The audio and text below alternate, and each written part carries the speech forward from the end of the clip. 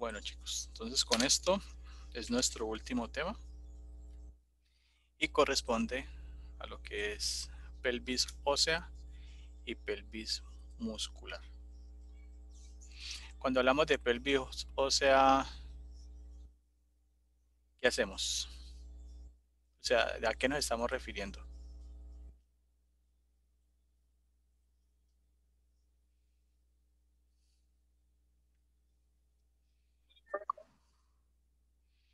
¿A qué nos referimos?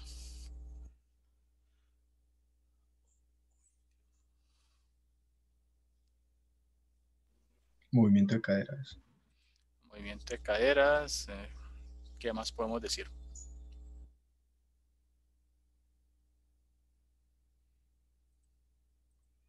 Bueno, ahí les comparto esto.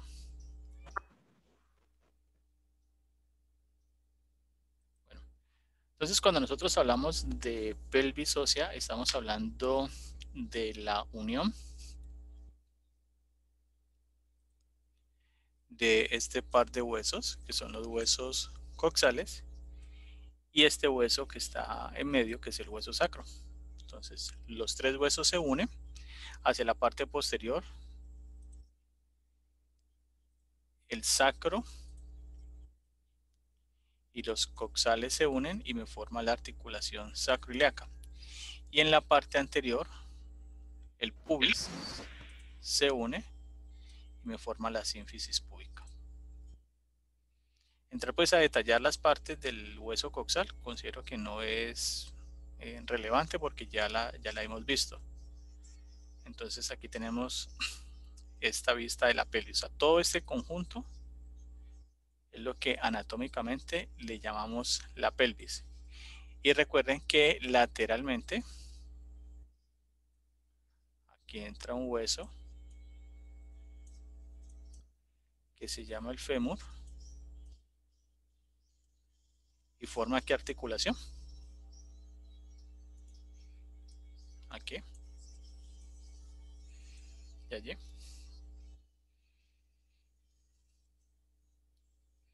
¿Qué articulación se forma de chicos?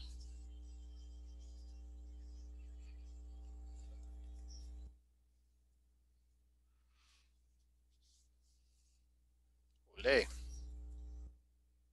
¿Qué articulación se forma allí?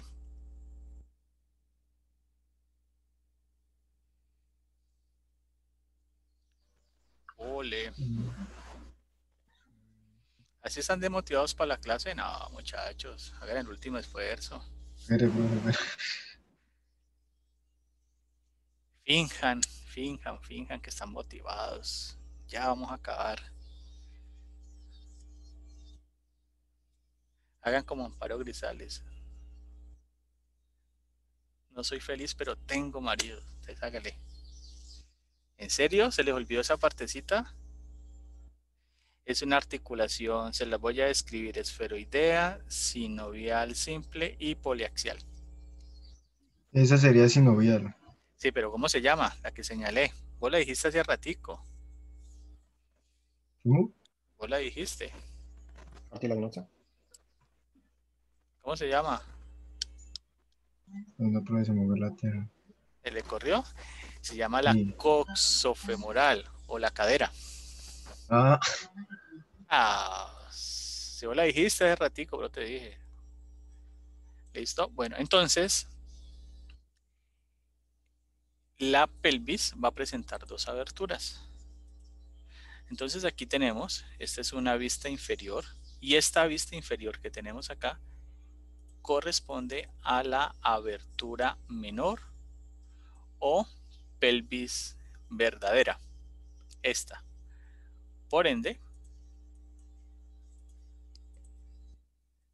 la abertura que se presenta aquí es la abertura mayor o pelvis falsa.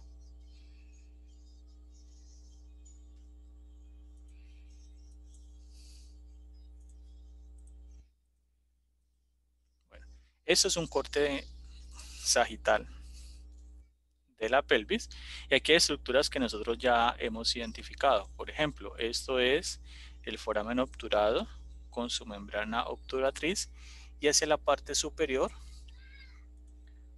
voy a encontrar el canal obturador. Hacia la parte posterior voy a encontrar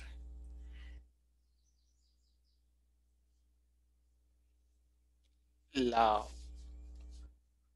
fosa isquiática mayor y la fosa isquiática menor, que va a corresponder a dos estructuras que son la incisura isquiática mayor y la incisura isquiática menor, que por acción de dos ligamentos que encontramos aquí, el sacroespinal y el sacrotuberal, pues delimita estas dos fosas, estabilizando la parte anterior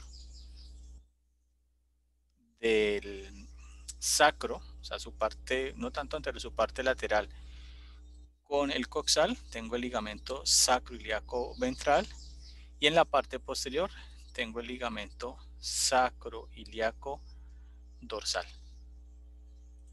Entonces la pelvis pues es una estructura altamente estable. Bueno, entonces según la forma de la pelvis podemos identificar si esta es masculina o es femenina.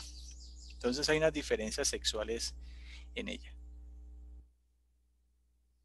Esta abertura que señalo aquí corresponde ¿a cuál? ¿A la abertura mayor o a la abertura menor? Ve, profe, eso era lo que te iba a decir. Es que no sé si escuché mal, pero creo que a las dos les dijiste mayores. ¿Será? No, yo lo que dije es que a la parte superior. Pero esa debería ser la mayor y la de abajo, pues. La de abajo, lo que pasa es que esta es la abertura mayor o pelvis falsa, y la que está abajo es la abertura menor o pelvis verdadera. Exacto, o sea, yo no sé si fue que te escuché mal. Bueno, pues posible que me haya equivocado, pero la que está en la parte superior, esta es la falsa y la mayor. La falsa y es la abertura mayor, y la que está abajo es la verdadera y es la abertura menor. Si me equivoqué, lo siento, pero es así. ¿Listo? Entonces, dependiendo de la forma de la abertura y de otras estructuras, yo puedo saber si es una pelvis masculina o una pelvis femenina. Por ejemplo, en la parte inferior aquí hay un ángulo que se llama el ángulo subpúbico. Entonces, si el ángulo es más angosto en términos de la distancia, o si es Es de más hombre. ancho, exactamente, si es más angosto es de hombre, si es más ancho es de mujer. Si la abertura mayor es más ancha, es femenina; si es más angosta, es masculina. ¿Listo? Entonces, pues hay otras. Profe, y yo le puedo hacer una preguntita y un ejemplo, si el cuerpo está en descomposición y era de una persona supremamente delgada, ¿eso afecta o no afecta? ¿Pero afecta en qué sentido? Para reconocer si era masculino o femenino a la hora de la autopsia. No afecta, porque la estructura ósea va a estar allí. Es que hay otras partes que se toman en cuenta. Por ejemplo, las espinas, las espinas ilíacas. Porque ahí también entraría en ese concepto, pues no es por criticar, ¿no? Sino que también me lo enseñaron de esa forma, el concepto que se dice que cuando es mujer, pero tira a los rasgos de ser hombre, entonces ahí también se dice que la pelvis es más estrecha. Entonces también deberían haber otros casos donde se los identifica que pues es mujer. Pues mira, una de ellas es que las espinas ilíacas anteriores superiores en el hombre se orientan hacia medial y en la mujer se orientan hacia la parte lateral. Esa es una. Acá al fondo, no sé si lo alcanzan a identificar, está la incisura isquiática mayor, acá al fondo. Entonces se dice que si esa incisura es más amplia, es de mujer, si es más angosta, es de hombre. O sea, esa es una. Pero igual en la siguiente diapositiva hay un cuadro donde se explican las diferencias. Entonces, la pelvis en general en el hombre es más gruesa y más pesada, en la mujer es más ligera, o sea, más liviana, y sus estructuras son más finas. La pelvis mayor en el hombre es más profunda, en la mujer la pelvis mayor sería más delgada. La pelvis menor en el hombre es más estrecha, en la mujer es más ancha. La abertura superior de la pelvis, o sea, donde estaría la abertura mayor, tiene forma de corazón. En la mujer tendría una forma redondeada y ovalada. La abertura inferior o la abertura menor es más pequeña en el hombre y en la mujer es un poco más grande. El arco del pubis y ángulo subpúbico en el hombre es más angosto, en las mujeres más ancho. El foramen obturado es más redondo en el hombre, en la mujer ovalado. Y el acetábulo en el hombre es más grande y en la mujer es más pequeño. Pero pues aquí no aparecen lo de las espinas ni lo de la incisura, pero sí son presentes. Entonces aquí tenemos, por ejemplo, esto es una pelvis. Y aquí lo que estamos mostrando es un trauma que se puede tener una incidencia por un golpe en la parte posterior y otro en la parte anterior. Entonces aquí hay una fractura de pelvis en la parte anterior. En este caso les pregunto, ¿esta es una fractura de pelvis? ¿Qué opinas, Andrés? ¿Sería fisura? Por lo que hemos hablado, Andrés, ¿sí está acá? Esto, Alegría. no sé, se salió. Esta estructura, ¿cómo se llama esta articulación aquí?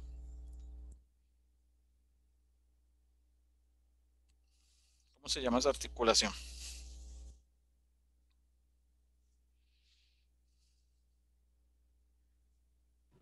Si me voy a ver. ¿Esa no es la cadera? Está en la cadera. Entonces, esto es una fractura de cadera. Acá es una fractura de pelvis o una fractura del pubis. Entonces, las fracturas de cadera normalmente se dan por caídas de altura. Las fracturas de pelvis o de pubis se da por golpes con orientación antero-posterior o posterior-anterior.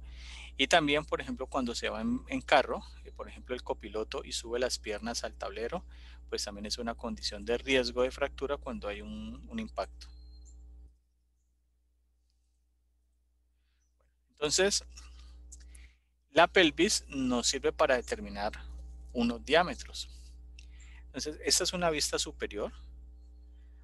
Aquí vamos a encontrar, esto es, ¿cómo se llama esta parte?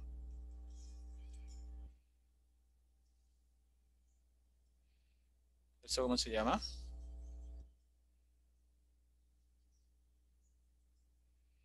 Esto es el promontorio, míralo aquí. Esto hace parte del ala del sacro.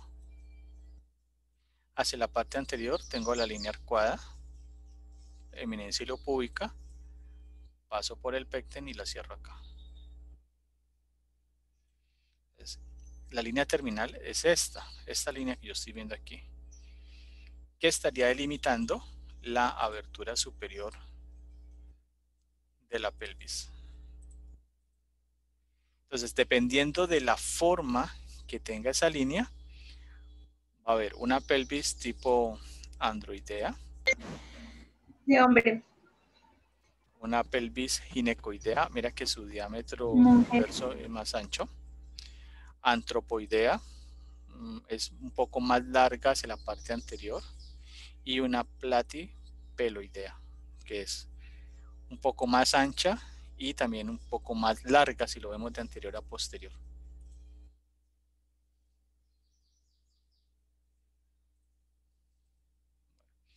Entonces, en la abertura superior o pelvis falsa, van a haber unos diámetros que son los diámetros de la presentación fetal. Desde mi punto de vista, yo les sugiero que hablemos de los diámetros en términos anatómicos, porque en términos clínicos van a haber diferentes nombres para el mismo. Entonces yo sí los invito para que no se tenga pues como una discusión bizantina, especialmente ustedes que tienen formación clínica. Entonces, en la parte superior vamos a tener un diámetro que va desde el promontorio hasta la parte o la porción superior del pubis, y eso se llama el diámetro promonto suprapúbico. Tenemos un diámetro que va desde el borde, desde el punto medio, perdón, de la línea arcuada de un lado hasta su opuesto, se llama el diámetro transverso, y este mide 13.5 centímetros. El primero, el promonto suprapúbico, mide 11. Y tenemos un diámetro adicional que es el oblicuo, que va desde la articulación sacroiliaca, por ejemplo, del lado derecho, y termina en la eminencia ilopúbica de su lado contrario. Y ese mide 12 centímetros. Entonces, estos son los diámetros de la abertura superior. Mira que la pelvis, esta sería una pelvis femenina. Mira la forma y mira la longitud de los diámetros. En el hombre también están presentes los diámetros, pero pues en el hombre no es necesario por el tema de la presentación fetal. ¿Estamos de acuerdo con eso?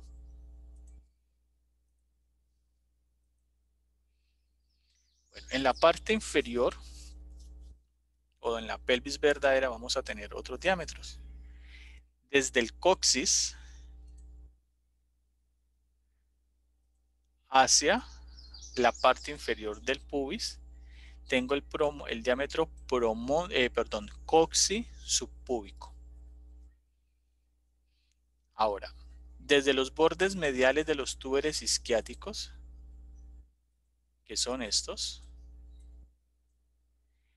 aquí, pues personalmente siempre se ha presentado como una discusión en relación con él. Desde estos bordes hacia acá, de borde medial a borde medial, se llama el diámetro bituberal. Le dicen isquiático porque hace parte de los túberes isquiáticos. Sin embargo, entre las espinas isquiáticas, aquí, entre ellos, hay otro diámetro que sería el biisquiático, y en la parte de los túberes sería el bituberal. El diámetro coxisubpúbico, este puede variar, puede ir de 9 a 12 centímetros, y la razón es muy sencilla. El coxis puede proyectarse, entonces mira, aquí tendríamos una medida, él se puede proyectar hacia la parte posterior, eso sería una retroversión. Y si es una retroversión, entonces él mediría un poco más.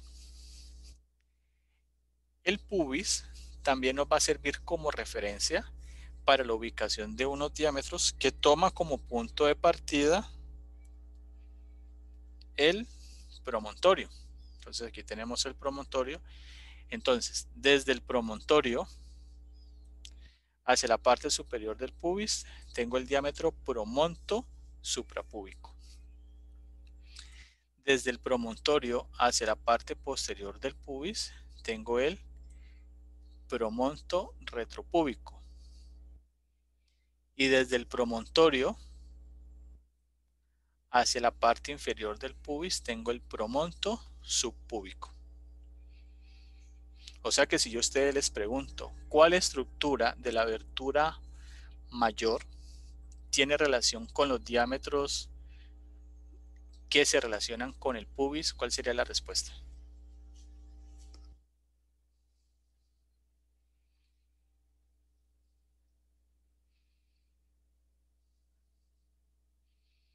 ¿Cuál sería?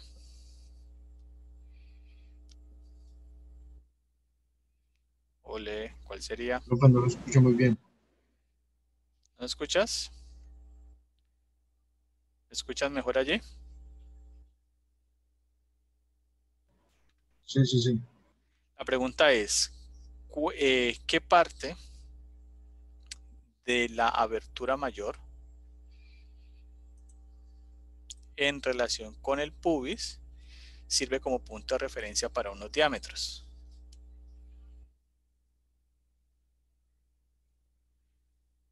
¿Cuál sería?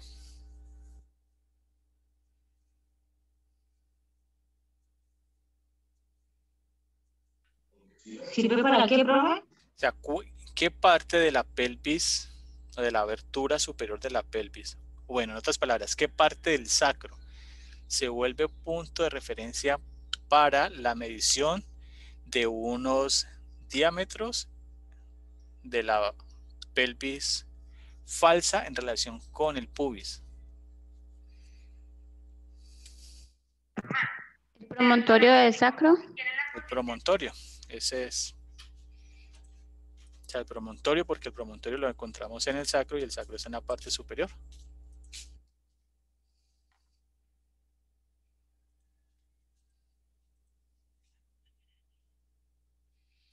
Listo, entonces aquí vemos, mira el promontorio y los diámetros que le había dicho. Entonces tenemos el promonto suprapúbico que va desde el promontorio a la parte superior del pubis. Va a medir 11 centímetros. Está otro que se llama el promonto retropúbico, que va a ir desde el promontorio a la parte posterior del pubis. Se llama el promonto retropúbico y mide 10.5 centímetros. Y tenemos el promonto subpúbico, que le dicen también conjugado diagonal y mide 12 centímetros.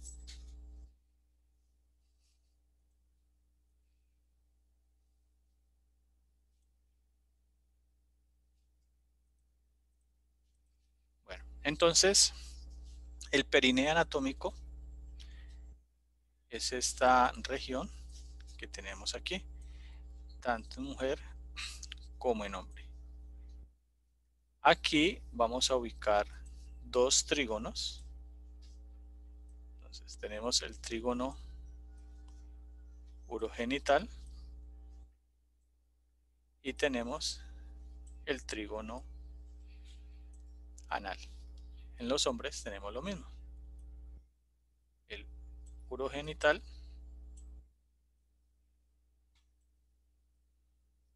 y el anal. Esto explicaría, por ejemplo, por qué las mujeres que son trans pueden llegar a tener órganos sexuales femeninos, porque hay un espacio que permitiría esa formación. Entre hombres y mujeres existe una diferencia que está dada por este rafé, que se llama el rafé del perineo en las mujeres, va desde la horquilla de los labios menores hacia el ano, que sería esta distancia que hay aquí. En cambio, en los hombres, el rafé del perineo es mucho más largo.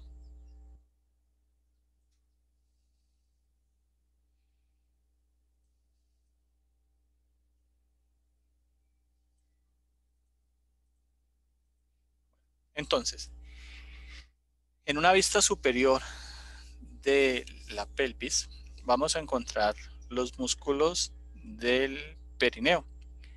Si ustedes recuerdan, nosotros hablábamos que la cavidad abdominal estaba delimitada en la parte superior por un diafragma respiratorio y en la parte inferior por un diafragma pélvico. ¿Sí lo recuerdan?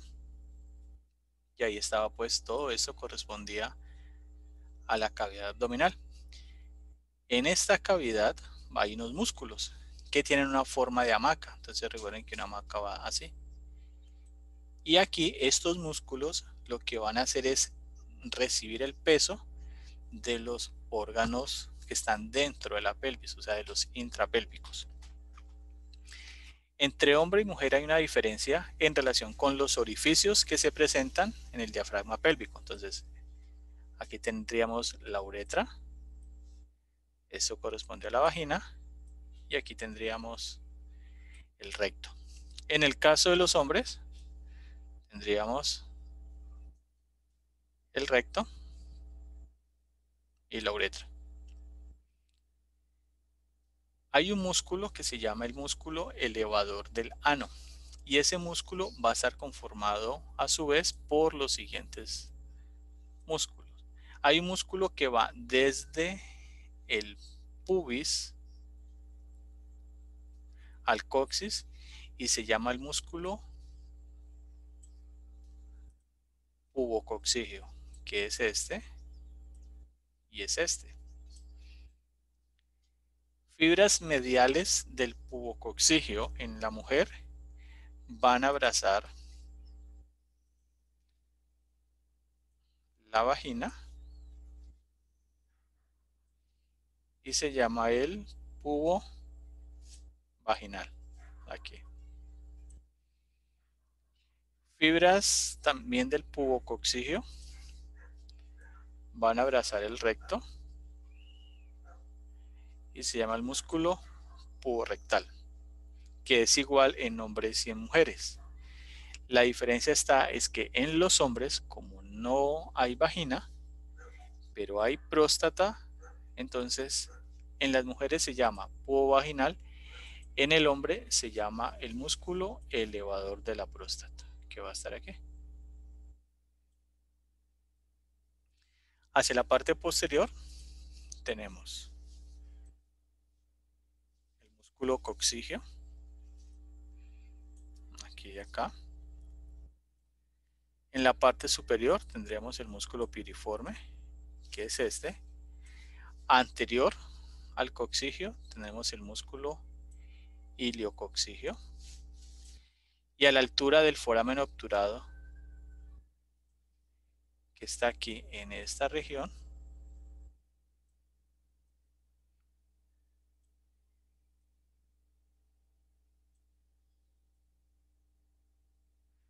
vamos a tener el músculo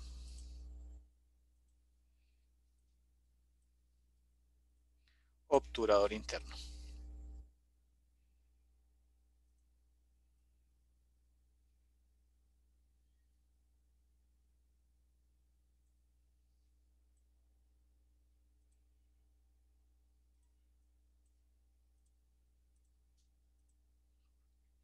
Esta es una vista inferior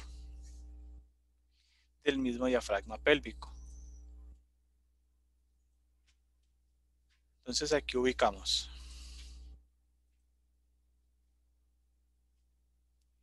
el músculo pubococcígeo, tenemos el puborectal, que es igual en hombres y en mujeres, el músculo elevador de la próstata, que en la mujer corresponde al pubo vaginal.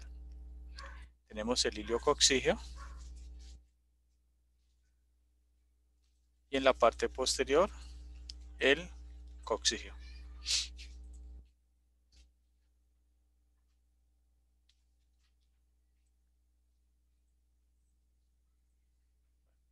Aquí es un corte sagital y ya podemos ver de mejor forma la ubicación de los músculos. Entonces aquí tenemos el obturador interno, el músculo piriforme. Este músculo piriforme hace parte de ¿qué grupo muscular?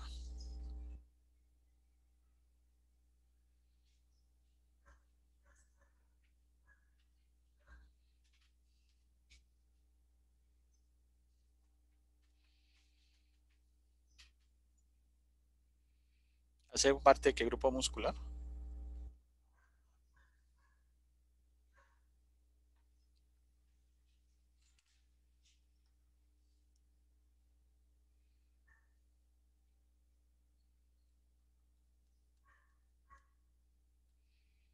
Chicos, ¿de qué parte, de qué grupo muscular hace parte él?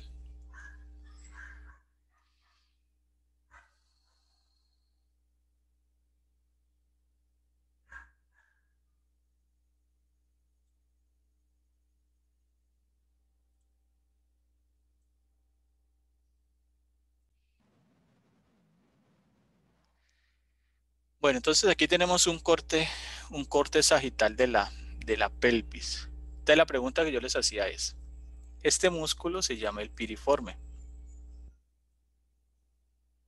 Este. Es este mismo. Este músculo hace parte de unos músculos que vimos en miembros inferiores. ¿Recuerdan de qué grupo muscular estábamos hablando? Que yo decía que es un rotador lateral, que son 5 músculos, que hay un síndrome del piriforme, que es compresión de un nervio que se llama el ciático. ¿Recuerdan ese grupo de músculos? Profe, esos son los, no sé, rotadores externos. Los glúteos. Son rotadores externos, Pelvitrocantéricos, pero se llaman pelvitrocantéricos. Mire, voy a utilizar aquí pues. Aquí lo escribí pues. que son como 5, ¿no? Son 5, entonces está el piriforme, glúteo superior, el gemelo superior, perdón, obturador interno, gemelo inferior, cuadrado femoral. Aquí, entre la espina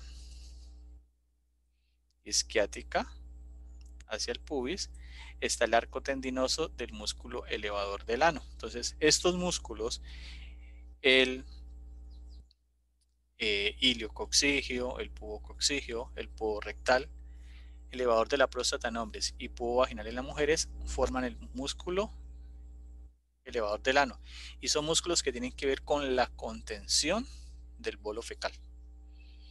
Entonces, cuando usted le dicen, bueno, vulgarmente apriete el culito, entonces lo que usted hace es estimular estos músculos para sostener o retener el contenido de las estructuras que están dentro de la pelvis.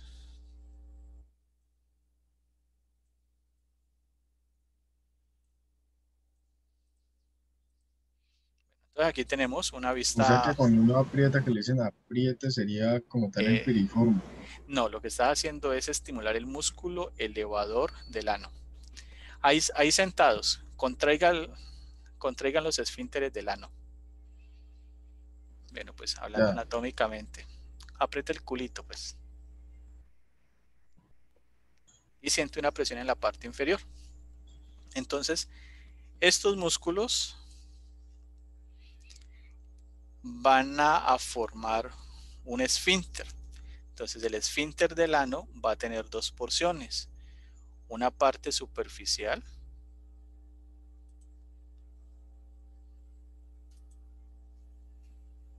que sería esta, una parte que está por debajo de la piel y una porción profunda, que es esto. Mira que aquí tenemos el músculo puborectal que está abrazando el recto.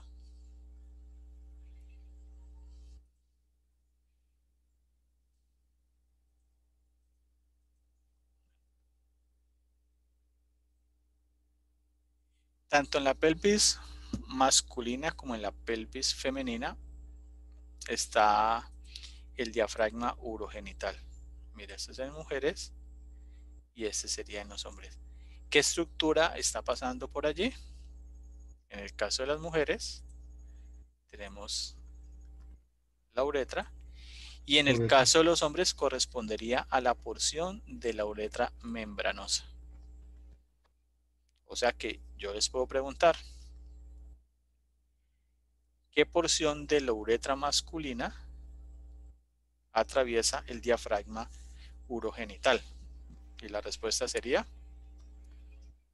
la porción membranosa. Membranosa. La De la porción, uretra. la porción membranosa o la uretra membranosa. Ya. Hacia la parte posterior, aquí tengo el centro tendinoso del perineo. Aquí. Y en la mujer, este centro tendinoso está relacionado con el canal vaginal. En el caso de los hombres, estaría relacionado con la raíz del pene.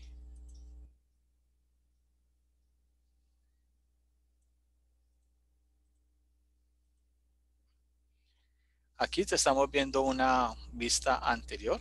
Entonces, estas estructuras pues ya las vimos, hacen parte de los órganos genitales femeninos.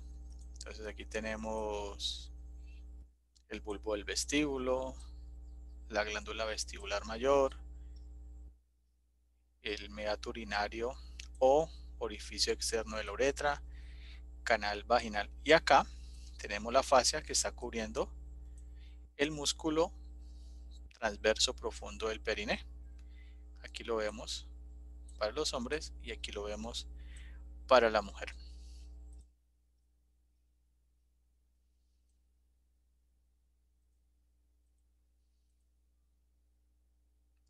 En el caso de los hombres, pues en esa parte del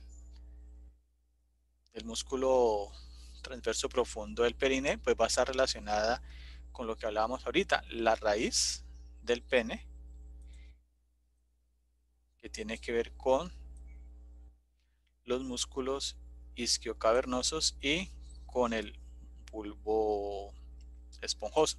Entonces, en el caso del hombre, esta porción de la parte de la raíz va a permitir que los músculos se contraigan y cuando hay la eyaculación, esta sea en forma de batida, o sea no continua, sino fraccionada.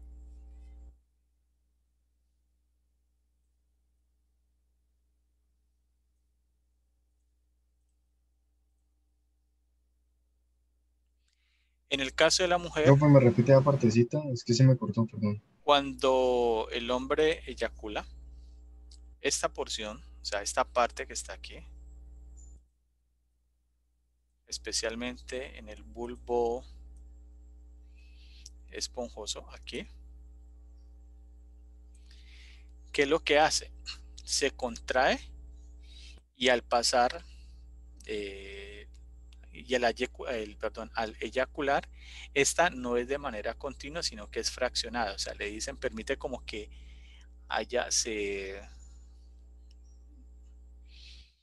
que sea como intermitente la eyaculación. Es que se dice batida, pero pues batida no es como la expresión más adecuada. O sea, sale como por fases, por partecita la eyaculación.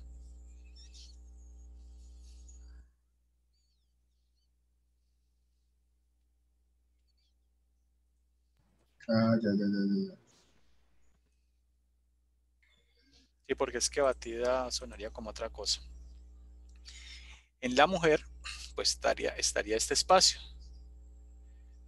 que corresponde pues a los trígonos que ya habíamos visto. En la parte superior, pues recuerden que las mujeres tienen relación similar al hombre, entonces esta sería la cruz derecha e izquierda del cuerpo cavernoso que llegaría al clítoris y eso sería el bulbo del vestíbulo y esta sería la glándula vestibular mayor. Esta cruz va a permitir en su momento que los cuerpos cavernosos se cierren y generen a la altura del clítoris una erección.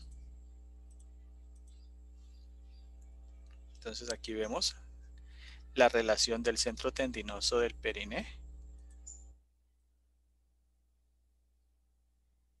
en las mujeres y el centro tendinoso del periné en los hombres, que es mucho más largo. Entonces mira que por acción del músculo bulbo esponjoso es que se contrae y genera pues lo que hemos hablado, la batida a la hora de eyacular.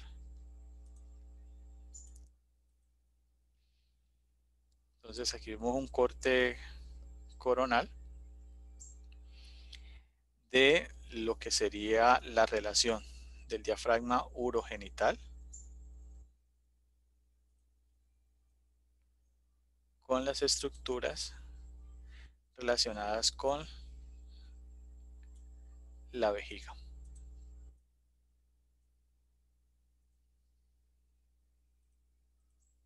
Bueno, entonces la pelvis sirve como referencia para la presentación fetal. Entonces, normalmente, si el parto es natural, el bebé debe venir de cabeza.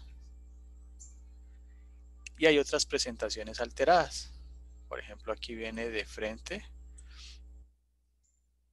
viene en podálica o viene con presentación del hombro. Si se puede modificar la postura del bebé o la posición del mismo en relación con la pelvis, bien. Si no se puede, entonces termina en un procedimiento quirúrgico que es la cesárea. Es cuando los bebés vienen en la posición normal, en la presentación normal, pues la cabeza va a pasar por este espacio que corresponde pues al periné. Para aumentar el volumen, entonces se puede presentar un desgarro a la altura de los músculos del perineo, o si no, lo que hace el obstetra cuando recibe el bebé es hacer un corte medio lateral, que eso se llama la episiotomía, que es este. Normalmente se va a hacer medio lateral. Si se hace mediana, se puede prolongar y cortar el esfínter del ano. Y eso pues generaría en las mujeres presencia de hemorroides, porque pues, eso lo he escuchado. Profe, eso le iba a decir que normalmente yo he visto que no lo hacen como usted decía, sino de la manera pues incorrecta, y lo hacen recto. Sí, no, tiene que ser medio lateral. Y el riesgo de contaminar, ¿no? Sí, claro, imagínate pues el contenido que está allí de la cavidad, o sea, el contenido que está en el ano.